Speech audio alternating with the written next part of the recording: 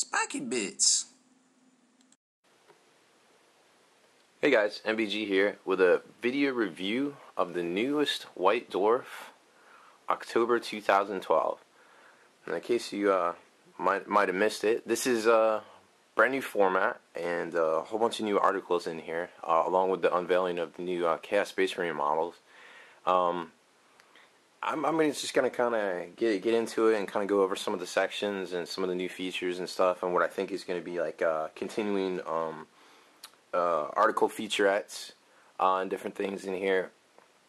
I'm not gonna get too much into the actual, chaos models and zooms in and stuff, and stuff on that, because I mean they're all over the internet right now. I'm more focusing on the actual review of the new format and new content, kind of what they're trying to present to us and everything with this new switch up. So let's get right into it. Basically, as you can see just from the cover, there's a lot of cosmetic changes.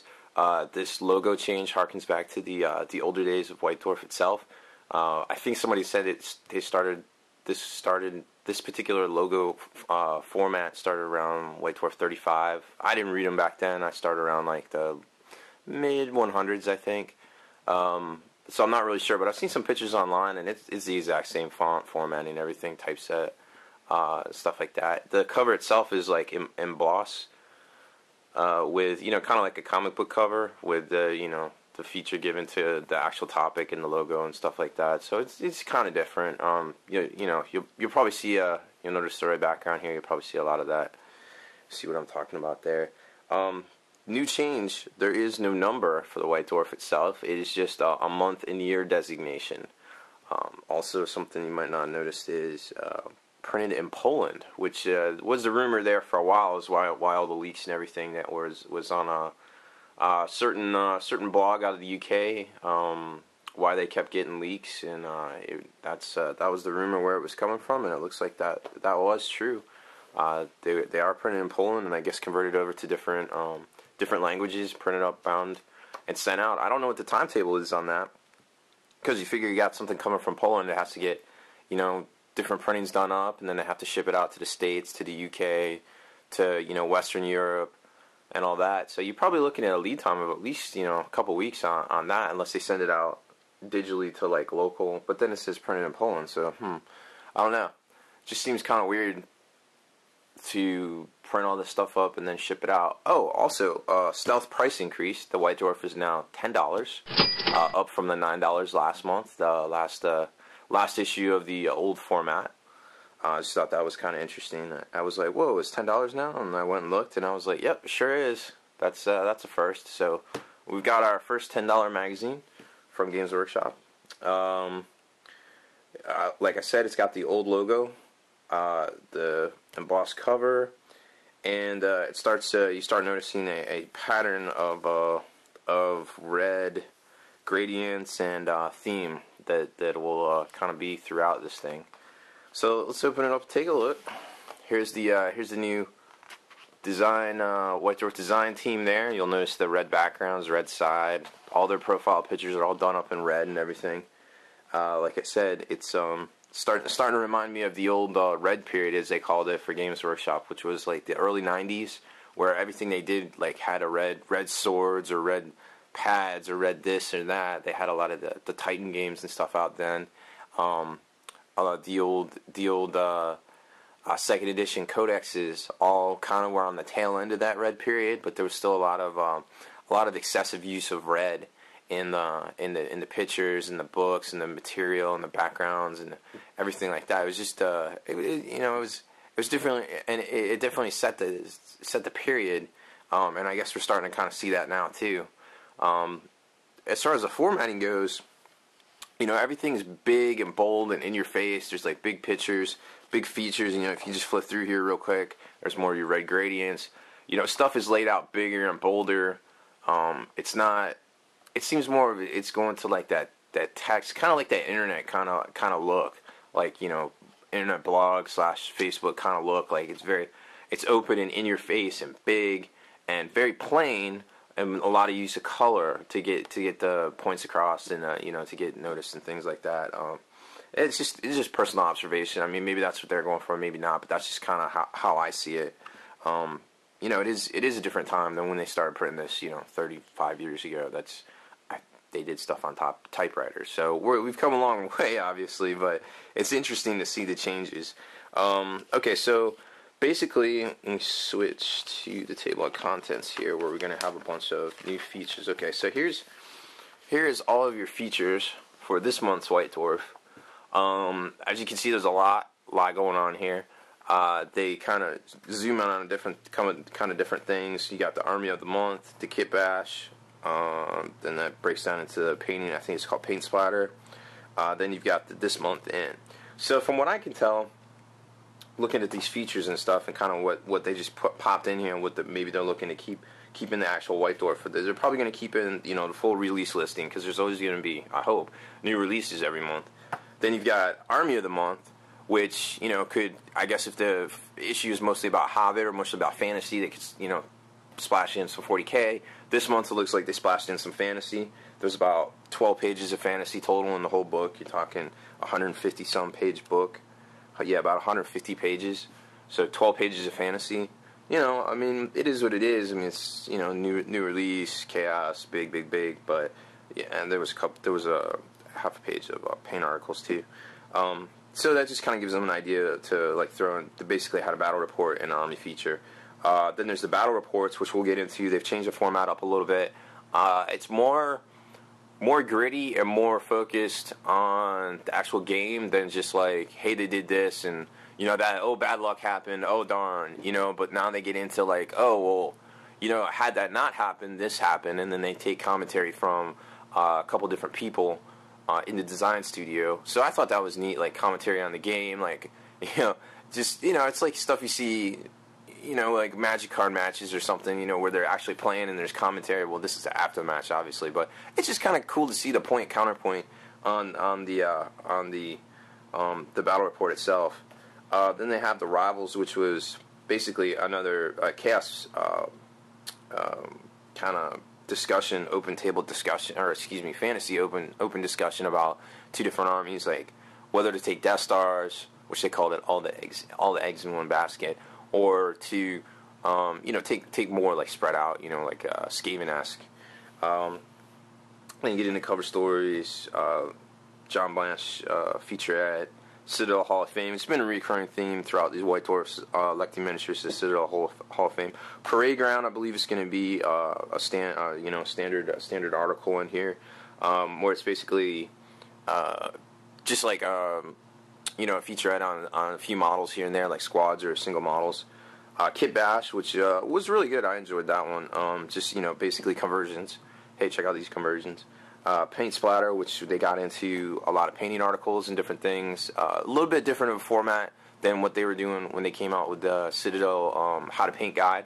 And they actually kind of get into like, hey, this is a supplement for the Citadel Paint Guide, because a lot of the basics, we don't go over the basics in the White Dwarf.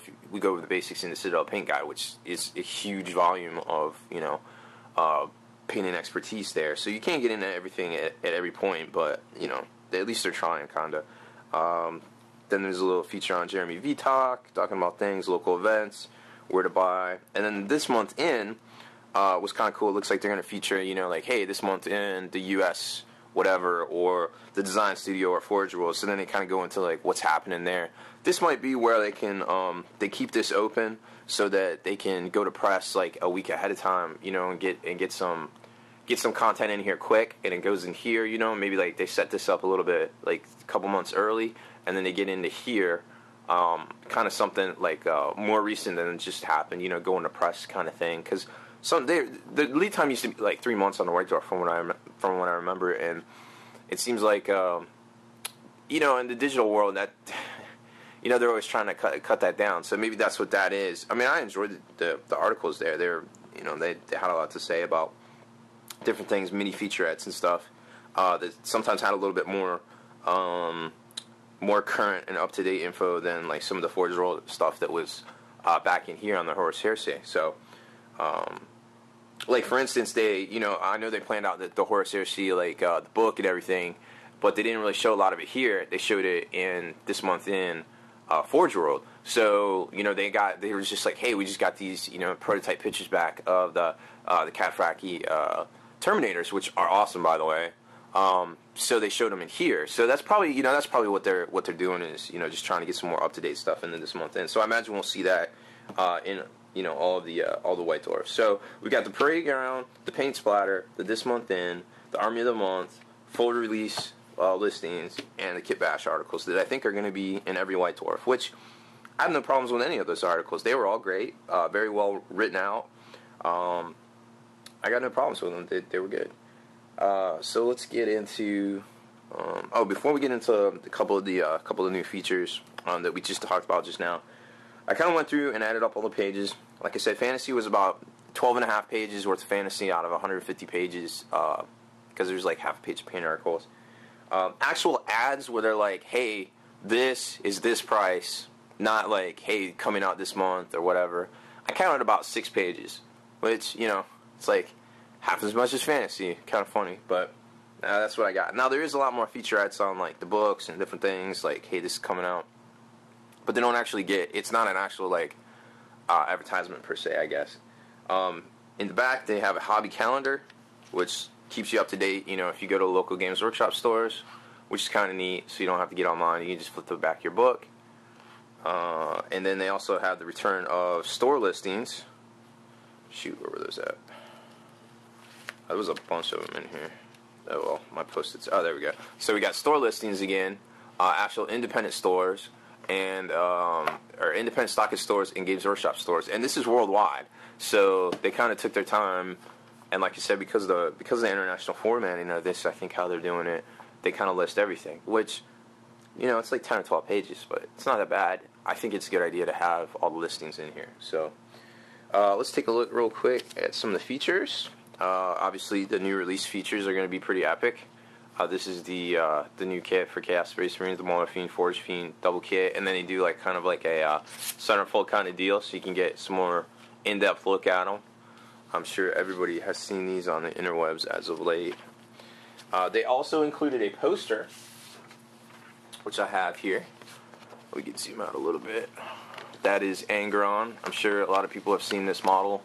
Available from Forge World, I guess it's semi-limited edition.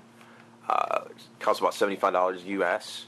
And then on the back is the big feature of the Horus Heresy, where it looks like there's either a World Eater's Contemptor Dreadnought charging at Loyalist forces, or Traitor forces charging at a Loyalist World Eater's Dreadnought. Either way, it's a pretty epic picture.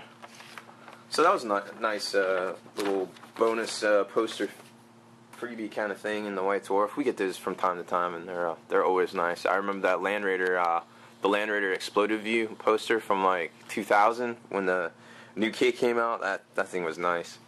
I still have that. But they're and then they did a Predator one too. They should do one for the Flyers. Those would be pretty nice. There's another one of the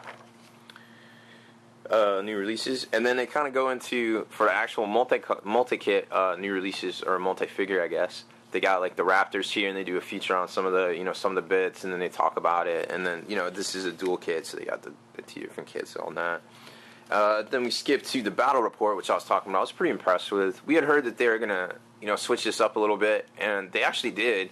And if you kind of look at the formatting, like they give you the actual points, they break it all down, both sides. And then they get into, instead of giving you like that bird's eye view with like all the arrows and everything, and you can't really, the skulls, and this is more gritty and like real world, like, hey, this is, kind of how it is, and they zoom in on like some particular action. A couple pages of that, more pages of that, and they give you the results. And then here they give you like, hey, what we learned, the actual players, like what I did wrong, or what I could have done differently per se, or not roll ones was actually one of them. And then they take 3-point counterpoints, and Phil Kelly was featured because he's the author of the new Chaos Space Marine book. And then they kind of go into like maybe what they did wrong on the tabletop, but not only that, like Phil Kelly got into the actual list building itself. So that was interesting to see. We haven't seen that in a while, so I thought that was pretty neat. And I'm looking forward to some of those features in the future. Here's the parade ground. Notice the red gradient and the red theme. Lots of red throughout the whole book. That just kind of shows a bunch of different miniatures, basically, just showing some stuff off. Which, there's some cool conversions and different things in there. I enjoyed that. Then we've got the Kit Bash feature. which is just basically, I guess, this month just showing off some Orc Fighter Bombers, which all look pretty dope. There's those. And then we get into the paint splatter, which I definitely enjoyed as well. There's a couple like how to paint, specific chapters, some specific techniques, more techniques, some different things on the actual detailing of the jets. Now remember this, I think that last full featured paint article was actually on the flyers, because there wasn't one last month for Dark Vengeance.